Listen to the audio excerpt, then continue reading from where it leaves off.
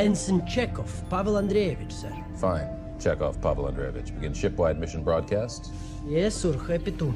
Anton Yelchin, who was an incredibly promising actor, star of Star Trek, and really had such a career, 27 years old, killed in this accident at his home in the San Fernando Valley. The driveway there is on an incline. And what happened was he apparently cleared the gate as he left his house. For whatever reason, decided he wanted to walk back to the security gate. Check something. As he walks back, the car starts to roll backwards. He thought he was in park. He got out of the car.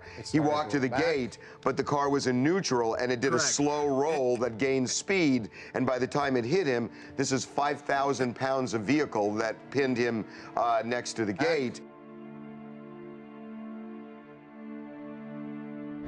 I don't know, Frankie. I mean, I don't want to cause any problems for my brother, you know? So I think I'm just gonna write it out, see what happens. All right?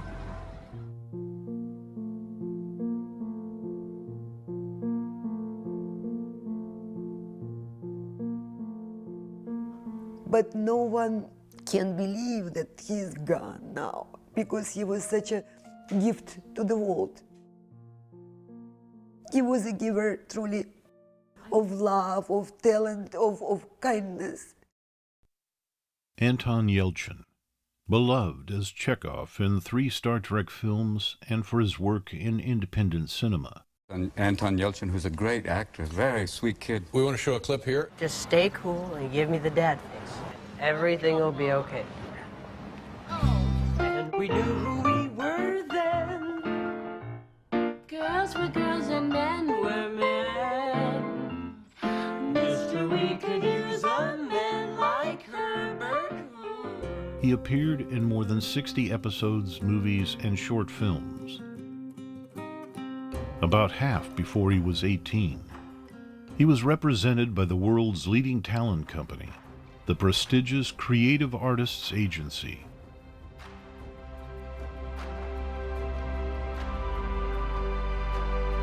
I apologize. I just can't do anything. You're not a magician.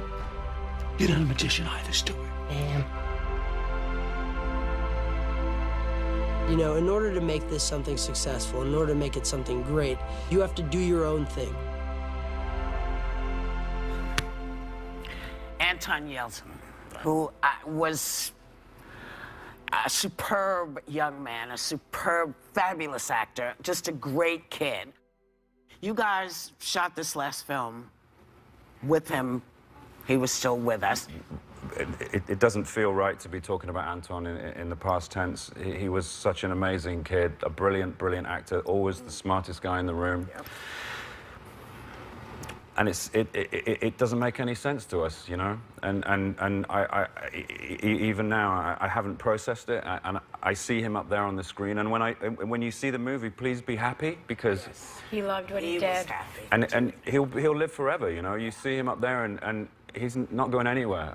You're almost lucky in a way if you didn't meet Anton, because for you, nothing has changed. You'll always see Anton. For us, we've lost somebody we love and cared about, and it's never... It's irreplaceable, yes. Yeah. So they're not replacing Anton because they, like JJ said, he's not replaceable. Some of his most memorable work is being shown posthumously. 4 movies, one by one, were released. He never called himself celebrity. He was just a truly gifted and workaholic.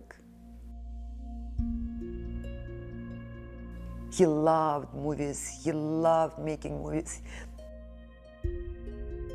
He would be a great director because he was getting ready for his first movie in 2 weeks after that day. In addition to acting, Anton was a talented musician. When he didn't show up for the rehearsal, his friends got worried. When he didn't answer the phone, his friends went to his home. He was pinned against the wall. It's like a brick column with, I believe, like a light on top of it. He was hidden, so you couldn't see him, but he was pinned at his, like, roughly his chest area. and his feet were, or his legs were like going forward. Fiat Chrysler knew there were problems with rollaway incidents. Unlike conventional shifters, electronic shifters have a spring action that return the gear stick to a neutral position. These shifters were deemed defective by the National Highway Traffic Safety Administration for their counterintuitive design. And although Fiat Chrysler stopped installing the defective shifter in some vehicles, they chose to keep it in the Jeep Grand Cherokee. By mid-April 2016, Fiat Chrysler had received 700 reports of shifter failure, including 212 crashes and 41 injuries.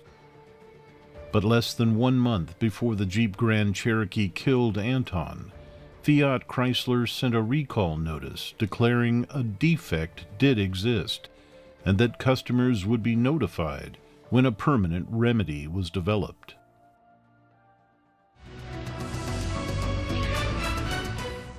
Happening right now at 3:30, the parents of late Star Trek actor Anton Yelchin have filed a wrongful death lawsuit today against Fiat Chrysler.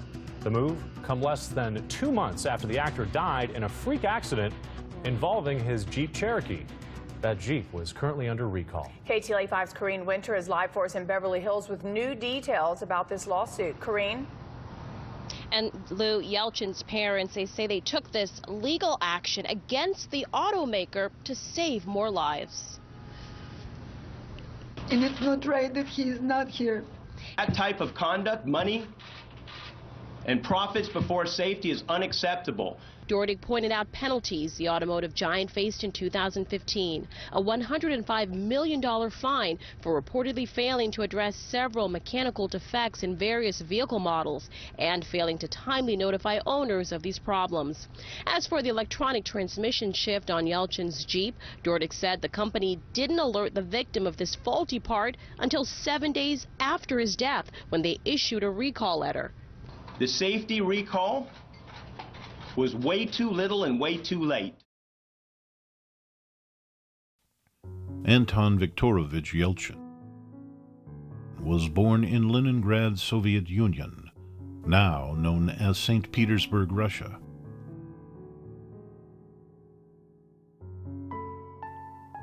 Anton's parents, Victor and Irina, were famous figure skaters there since the 1970s, but it was 1989, and the Yelchins were concerned. It was a difficult time, and end of 80s, and we didn't worry about ourselves before, because we were well been there, but we really worry for the future of our son. And the main decision was we wanna raise him in the safe and friendly atmosphere, which is the United States are. With 6-month-old Anton, they set out for America, where the family flourished. First of all, it wasn't our intention to make an actor. We just thought that it will help him to not be so shy like he was. He was a really shy kid. No, we were advised by and our we were friend. advised by our friend, like he will go to the acting class, he will start to speak out a little bit more. Let him do that. And he came and he loved it. And it didn't take long before the world loved Anton. When Anton did Hearts in Atlantis, and Anthony Hopkins said that he is very gifted. He had such poise and confidence without being obnoxious or overbearing. I thought he was just wonderful. When Anthony Hopkins said that, I came home and I said, I guess we have to change something. We have to be serious about it. So that's what they did, as a family. Irina acted as vice president and secretary of Anton Yelchin Enterprises. Victor managed the finances. Irina's duties included reading all of Anton's scripts and contracts, approving his publicity photos, assisting with travel and wardrobe, and helping with his taped auditions. Even as an adult, Anton insisted Irina be with him as much as possible, at film festivals and premieres, and on set. He would call me and say, you know, Mamuli, can you come? Can you come? And I would go. The three of them were each other's best friends, at work, at home, and especially at the dinner table. It was our time to sit, all three of us, around the table and not only meal, but talk. And Anton talked more than 8. Yeah, it was a problem. He was always trying to tell something and I was warming up his food a million times. Because, guys, wait, I have to tell you something. Guys, wait. But he was also listening. He asked a lot of questions. Why did we leave? How did we live in the Soviet Union? Was it hard or not? When he started to read, he already knew about all this awful time in the Soviet Union. When I would speak English, I'd have a Russian accent. Like when I was a little kid, it's. That's cute. Yeah, it's cute. I'm proud of it a little And bit. so where did you live that you were still speaking Russian? That was your first language? Like in Van Nuys. Of course. Yeah. All right. And he appreciated our decision to move because we didn't like him. We said, yes, we want you to be here. Anton showed that appreciation by showering his parents with love and adoration. Through the years, he took care of his parents, gifting them with jewelry, computers, clothing, tickets, and travel. He even paid off their mortgage. And there were the calls. And he would call me and say, Mamulia, are you, Happy Mother's Day, da-da-da-da-da. And I know, yes, thank you, Sinulik. When you're coming back, we talk a little bit. 10 minutes later, he calls again. Mamulia, are you, is everything okay? I said, yes. To be sure, Anton followed up with cards. Lots and lots of cards. Dear Mamuli and Papulia, my life was blessed the moment I was born your son. It is difficult to express, and I am not sure that it can really be done, how grateful I am, how grateful I have always been, and always will be, how lucky I feel to have been born and have been raised by such extraordinary people. The greatest gift that I have, even being giving, was being born yours. I'm thankful every day of my life for you, for your love. I love you more than anything in this world, in this earth. Thank you, thank you, thank you for everything. Love, Antosha. And that's a man. That's not a kid writing. He wrote cards all his life, not just for holidays. Anton's connection to his parents kept him close, literally. We were surprised when he got his own house. We're like, wait, you're not gonna live with your parents anymore finally? Like, you're finally growing up? We're both already saying, Antosha, you're paying monthly for this house. You bought a beautiful house which you loved, which you chose. Why are you just not moving out? It's okay, I can do it later. While Anton's love for his family kept him close, love for his craft kept him busy.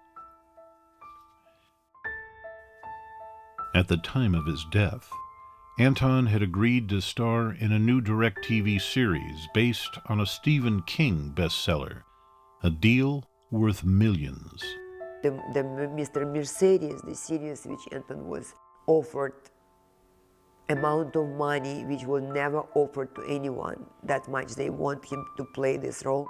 Most recently, Anton made an appearance in the 2018 montage of memorable movies at the 90th Academy Awards.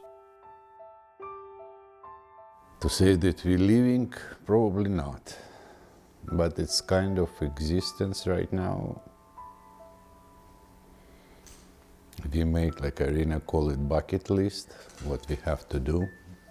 And we're doing like one thing after another. First it was his sculpture.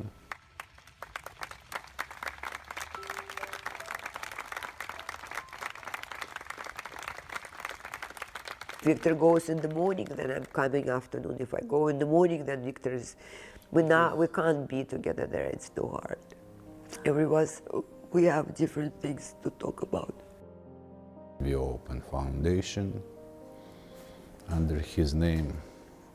We did 2 big exhibitions in Los Angeles and New York of his photographies, trying to publish the book of photographies. So these probably things what we're doing for him help us to exist right now. Because truly, when Anton left, it was 3 lives. 2 more lives went away with him.